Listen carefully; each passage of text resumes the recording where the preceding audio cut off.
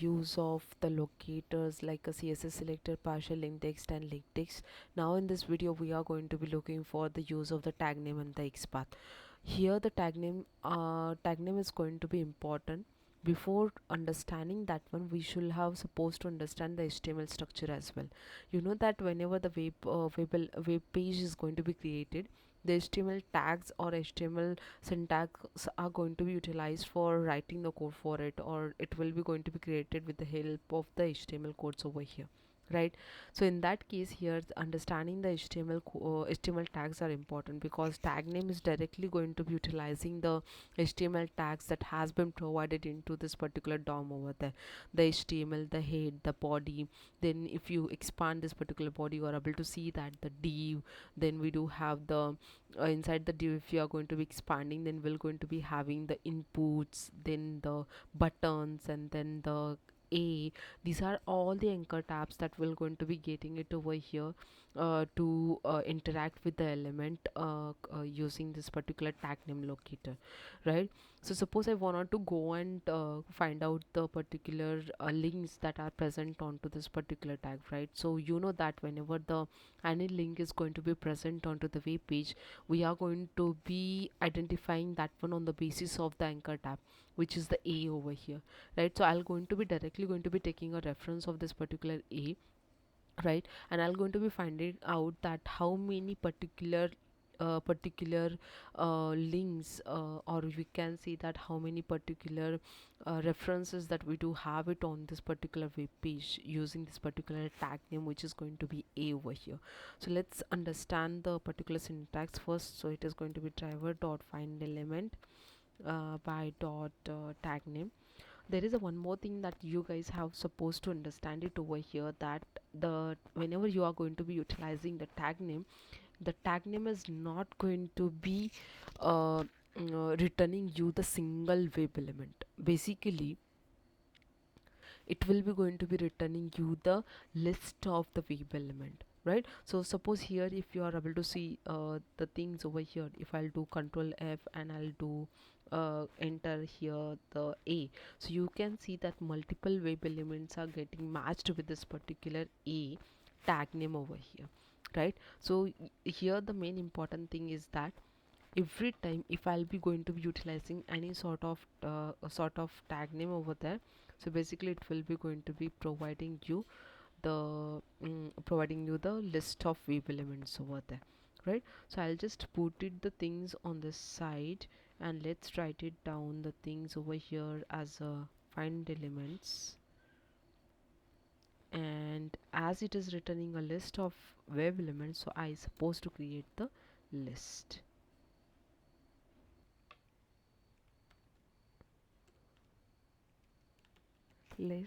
equal to this one. Okay, so now you know that if I wanted to count the particular elements which written by this, which contain inside of this particular list, then I supposed to use the particular method over here, which has provided again by the list interface, which is going to be the size. And I'll just create a one of the particular variable over here, count, which is going to be giving me the count over there. So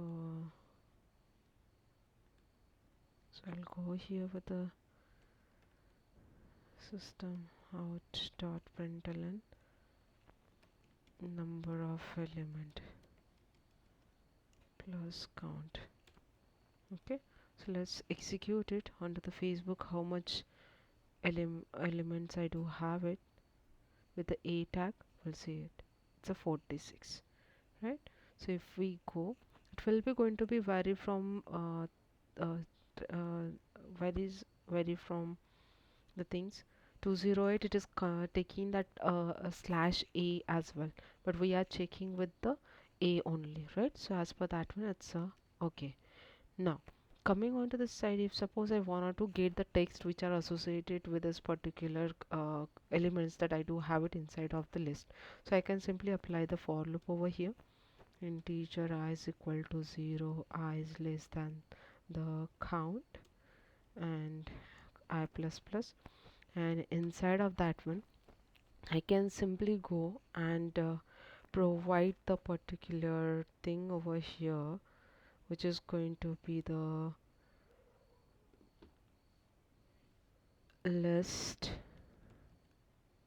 dot gate, whichever the particular index that I do have it, which is I'm iterating through this particular variable, which is the I over here, and I'll be just going to be calling the one of the particular method over here, which is going to be the get text. This is the web element method helping you to get the text from there. And as I'm fetching the text, then I can simply create the string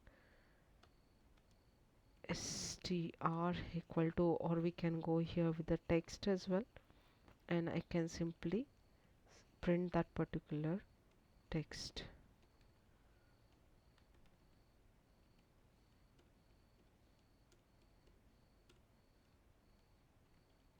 like this, right? So let's execute it and let's see how the things are.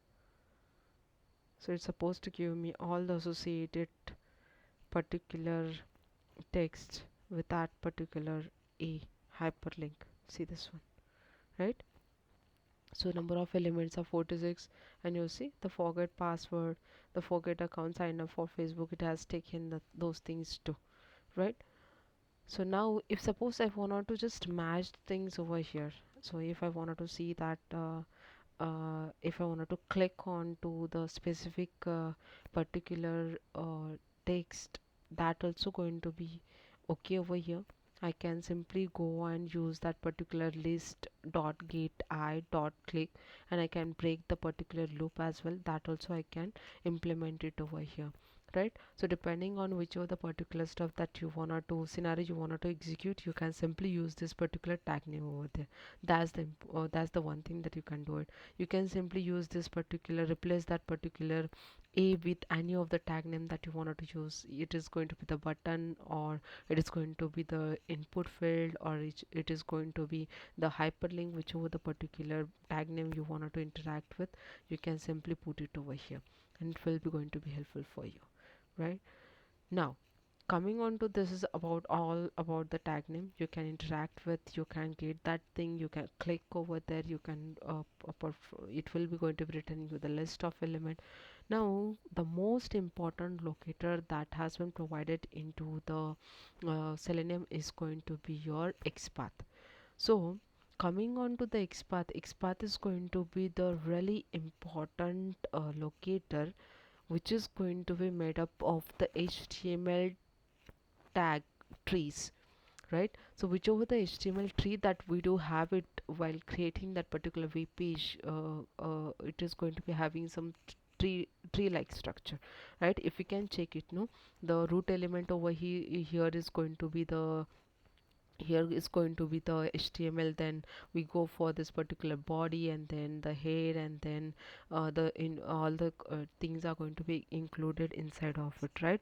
So there are the lot more things that we do have it over here. This HTML is going to be the root tag, and followed by the child and the parent tags, like that it is going to be happen. So this div is going to be considered as a parent for this particular div, right? So this form, for this particular form, this particular div is going to be considered as a parent, right? So it is going to be depend on the particular HTML tree, depend on how the tree is going to be created over here. So depending on to the particular XPath, the tree that we are creating and the search that are happening, there are the two types of the XPath that we can get it over here.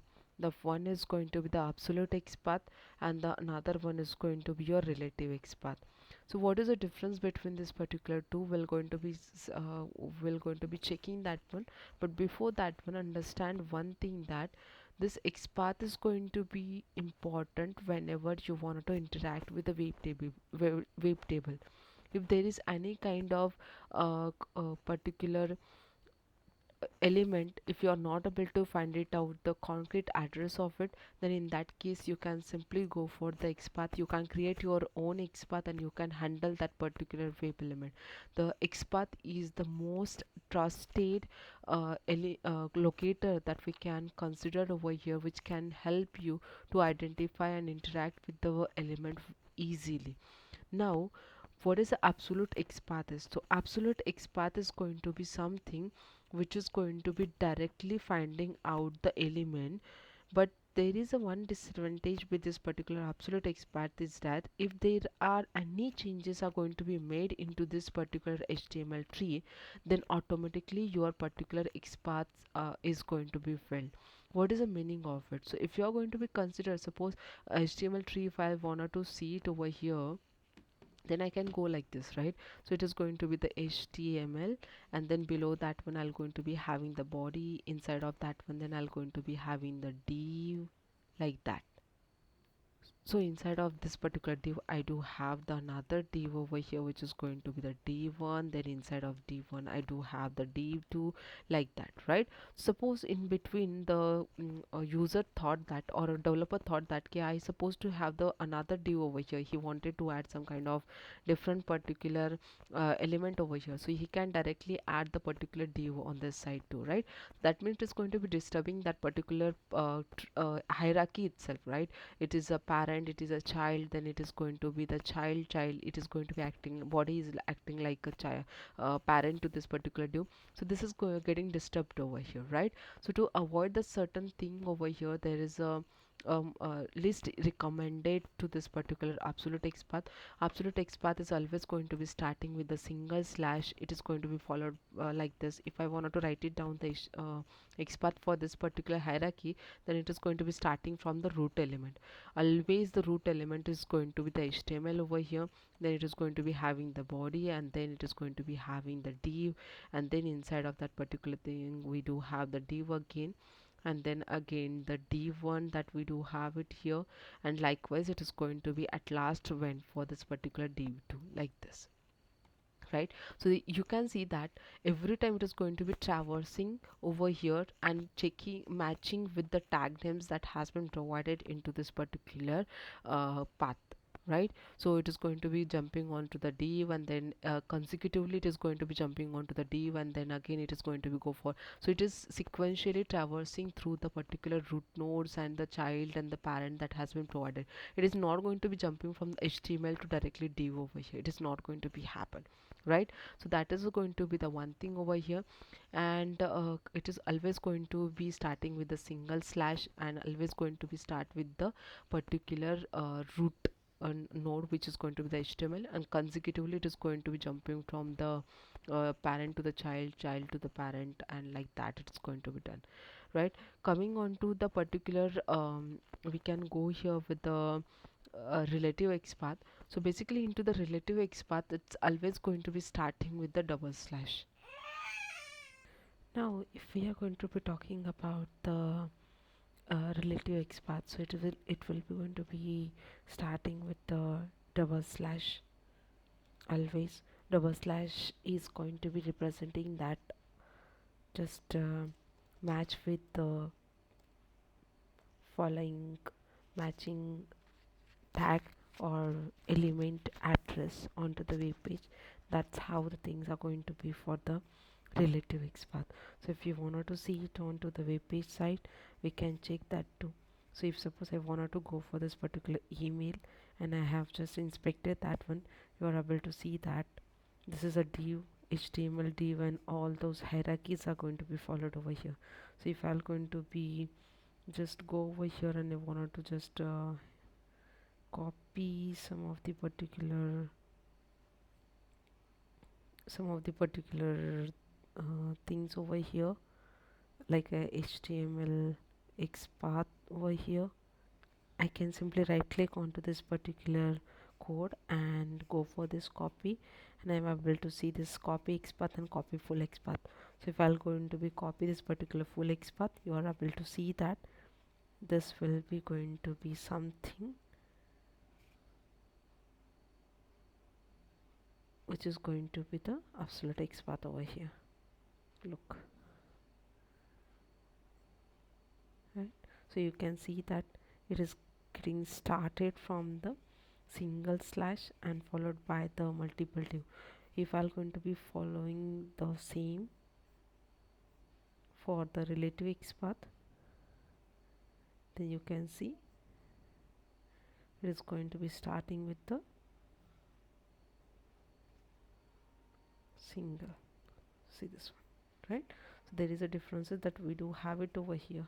The relative and absolute XPath, it will directly going to be jumping onto the matching ID. Any tag it will be going to be considered, and this is the value that it is going to be looked for over there, right? Till let's practice this thing. Till then, let's meet into the next video. Thank you.